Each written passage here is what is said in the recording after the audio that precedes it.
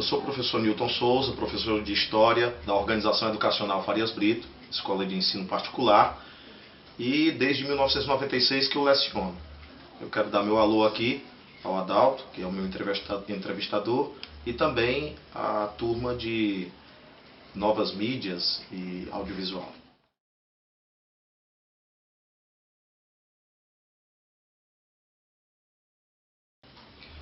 Bom, isso nasceu naturalmente de alguma influência.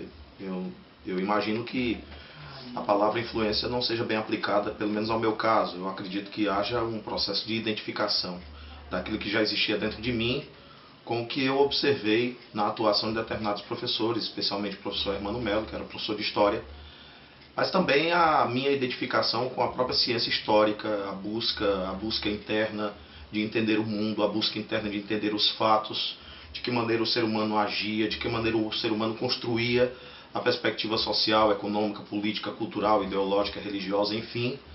Tudo isso acabou fazendo com que eu buscasse de alguma forma ser um psicólogo dessa área, já que eu também tentei psicologia.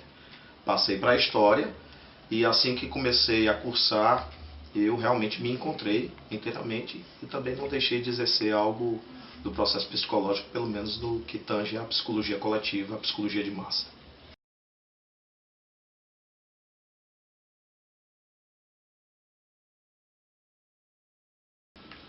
Bom, eu diria que não é nada convencional, levando-se em conta que, apesar de eu ter que obedecer um currículo, apesar da ditadura do conteúdo, eu confesso que o que palpita a aula, o que palpita a metodologia, a didática que eu vou usar é a turma.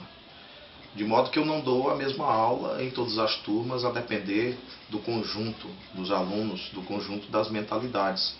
Muitas vezes o que determina a minha aula, a minha forma de abordagem, é exatamente o ouvido do aluno, a maneira como ele enxerga. E, de certo modo, a sala de aula acaba sendo um laboratório, porque muitas vezes de improviso ou de inspiração acontecem situações didáticas que eu testo, que eu avalio se ela funciona. Então não há uma aula pronta. Eu diria que nenhuma aula nossa é nota 10, levando-se em conta que eu estarei sempre buscando uma dialética para desenvolver uma aula sempre mais acessível e uma aula sempre mais eficaz no sentido do aprendizado do aluno. De nada adianta 50 minutos de blá blá blá se eu não conseguir fazer com que aquele aluno saia da sala de aula pensando naquilo que eu disse, naquilo que o conteúdo palpitou, problematizou. Era muito comum na rua um cara em cima do caixote, nas ruas francesas, gritando: liberté, égalité, fraternité. Nós não podemos mais viver nessa sociedade de privilégios novos. Precisamos modificar a França. Nossos filhos têm que herdar uma França mais igualitária. E a negrada no meio da rua.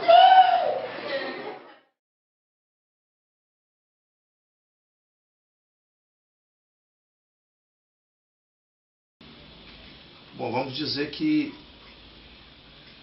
eu acredito que no momento que eu olhar para o relógio, que não seja para controlar o tempo das temáticas que eu preciso abordar, eu acredito que acabou. Acredito que foi o fim. Porque diziam os antigos que quando você descobre o que você ama, você deixa de trabalhar. Então, na verdade, é mais ou menos o que eu sinto quando estou dentro da sala de aula.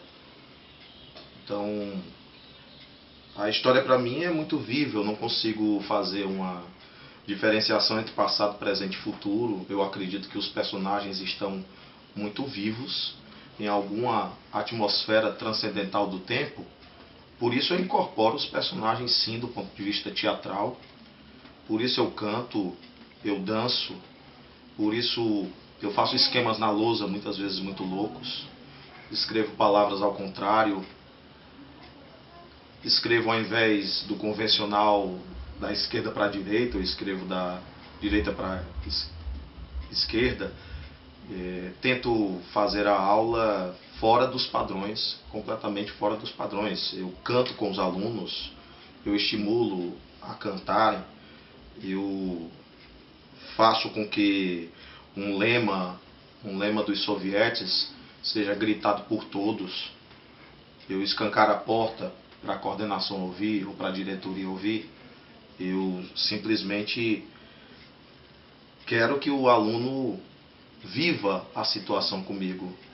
Eu quero traduzir isso do ponto de vista emocional, porque eu acredito que do ponto de vista cognitivo, quando você traduz um conteúdo do ponto de vista emocional, satírico, e a comédia ela tem uma força extraordinária nesse sentido, no sentido mnemônico, no sentido de gravar na memória os conteúdos, isso se transforma numa espécie de bloco, num pacote de conteúdo que faz com que o aluno não esqueça mais o conteúdo, exatamente por causa desse bate-rebate, por causa dessa interação. Chegamos às vezes a usar de técnicas de susto mesmo, às vezes assustamos os alunos, às vezes criamos uma situação, improvisamos um texto, colocamos uma música clássica para falar da força das ideias. Os recursos são os mais múltiplos. Agora uma coisa é certa, eu preciso me divertir. Se eu não me divertir, com certeza eu vou procurar fazer outra coisa da vida. E olhando para baixo, o indivíduo via no cesto embaixo um monte de cabeças. As cabeças embaixo com o olhar de morte. E a pessoa no auge do delírio da morte iminente, seria 1,5 segundo a 2 segundos de expectativa até que a lâmina cortasse a sua cabeça. A pessoa parecia ouvir as cabeças no cesto dizendo: até mal.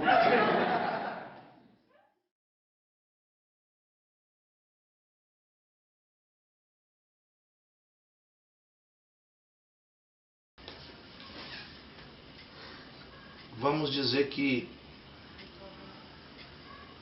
eu nunca tive maiores problemas, não.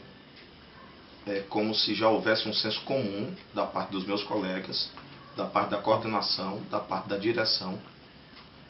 É como se houvesse um senso comum da parte do dono do próprio colégio, de que eu já sou como sou, então quando eu faço qualquer coisa mais esdrúxula, qualquer coisa mais que pareça mais absurda, mais fora do quadrado, eles já dizem assim: ah, é o Newton Souza? É o Newton Souza. Ah, é o Newton Souza. Então eles já estão de certo modo acostumados. Muitos filhos deles mesmos já estudaram comigo e já tive depoimentos que os filhos passam de como é que eles concebem a aula, de como é que eles vivem a aula. Então existe sim o eixo do conteúdo. Eu não deixo de dar o conteúdo, e nenhuma brincadeira, nenhuma sátira, nenhum, vamos dizer, stand-up story é fora do contexto. Nós usamos o conteúdo, ele é uma espécie de pano de fundo importante, mas ao mesmo tempo ele visa sim um resultado do aluno na prova. Eu preciso manter, apesar de toda a transgressão, porque eu acredito que educar é transgredir. Se educar fosse manter o lugar comum do meu aluno, eu creio que o mundo não muda. A educação é transgredir, é uma verdadeira rebelião, é retirar ele dos conceitos passados dele, ou dos conceitos ignorados que ele tem, para conceitos novos, e fazê-lo também questionar os próprios conceitos que estão sendo colocados por mim, gerar de alguma forma no aluno esse espírito crítico, para que não se torne a aula um lugar comum em que alguém fala e o outro ouve, e onde não há opiniões contrárias. As melhores aulas que eu acho é quando o aluno expõe sua própria opinião, porque isso me dá uma esperança de que as pessoas possam ter alguma autonomia. Líderes terríveis de multidões, como o Hitler, eles só tiveram alcance na mentalidade porque as pessoas estavam vazias de sonhos, de conceitos, de conteúdos próprios. As pessoas não tinham perspectiva nenhuma e passaram a viver o sonho de outra pessoa. Eu realmente confesso que me sinto ainda um pouco peixe fora d'água diante dos modelos educacionais contemporâneos, porque acredito que os modelos educacionais eles não focam nos potenciais e nas competências mais particulares dos alunos, e em especial quando se tem numa sala de aula cerca de 45, 50 alunos, fica muito difícil você personalizar o desenvolvimento desse aluno. Então, muitas vezes seria interessante, se a ditadura do conteúdo permitisse, seria interessante, como professor de história, você propor a uma turma, durante um ano inteiro, você montar uma civilização. Aqueles que tivessem tendência para o direito iriam formular as leis, tinham que ser leis completamente novas, que eles nunca tivessem visto. Aqueles que são desenhistas iam propor os desenhos, aqueles que cuidam de arte, artesanato, iam propor as maquetes, aqueles que cantam iriam propor as músicas, e assim sucessivamente. E nesse processo você seria capaz de estudar a cultura, a história, a música, de formular a partir disso e fazer comparações, equiparações com outras civilizações, com outros povos e assim sucessivamente. Mas, infelizmente, o modelo educacional contemporâneo ele não permite incursões nesse nível, e os colégios acabam sendo obrigados a criarem situações pontuais, como festivais, encontros folclóricos, feiras de arte, feiras de artesanato e assim sucessivamente, para tentar usar como válvula de escape esses potenciais humanos dos alunos. Nesse sentido, a gente é socrático, a gente sempre acredita que o aluno tem algo a ensinar ao professor, então é muito importante sempre ter na aula uma problematização, nada está certo, nada está pronto, nem a aula está pronta. Eu não faço o que os administradores chamariam de business plan, eu não faço lesson plan, eu não faço um planejamento de aula, eu não digo para mim mesmo, antes de eu chegar na aula eu vou fazer assim, assim, assim. Não, eu simplesmente chego e a partir dali, a partir de uma pergunta, problema que eu coloque, a partir da situação que sopite em minha cabeça sobre aquele tema, é que eu começo a puxar a aula, e a partir das provocações que os alunos correspondam é que a aula se desenvolve nesse sentido. Imaginem essa cena. Materializem comigo agora na sala de aula aqueles momentos cruciais. A noite chegando, o frio, sem o cobertor. E simplesmente a fome como um corcel negro a galopar pelos estômagozinhos infantis. Imaginem essa cena. Sons de pássaros ao longe.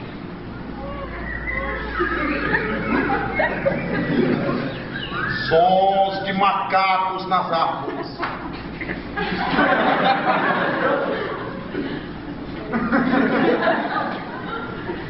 Sons de bichos estranhos.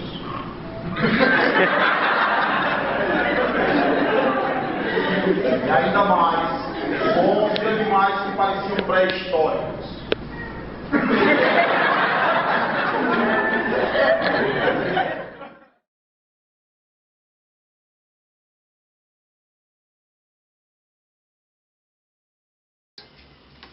Eu penso que a profissão de professor já é eclética por excelência, porque como professor eu não deixo de ser um pouco de psicólogo, como professor eu não deixo de ser um pouco de administrador, no que tange ao tempo, no que tange a um curso de aula. Como professor eu não deixo de ter preocupações com a linguística, com o português, com a gramática, com a exposição verbal, com a exposição coloquial. Eu não deixo de ser um pouco de antropólogo quando eu analiso os estágios evolutivos da humanidade, ou quando eu procuro uma proposição cultural ou coloquial que seja mais adequado aos ouvidos, aos jovens. Eu realmente não consigo ter propriamente determinadas amarras. Eu já fui professor de filosofia, foi realmente uma confusão.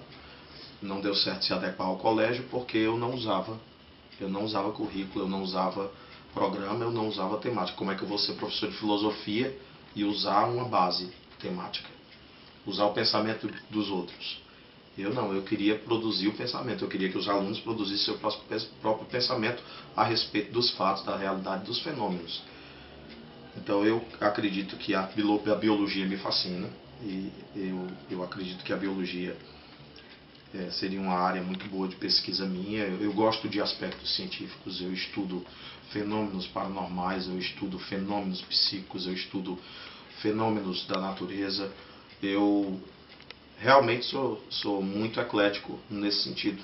Então, vamos dizer que a história é apenas um pretexto para que eu me infiltre na realidade e possa, de alguma forma, cumprir a minha missão como infiltrado dentro da realidade.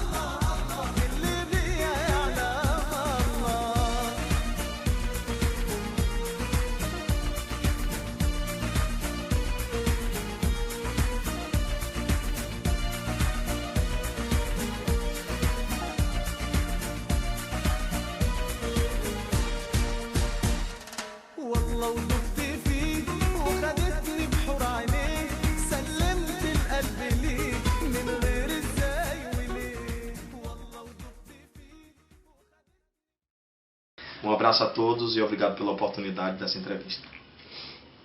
E as luzes se apagavam.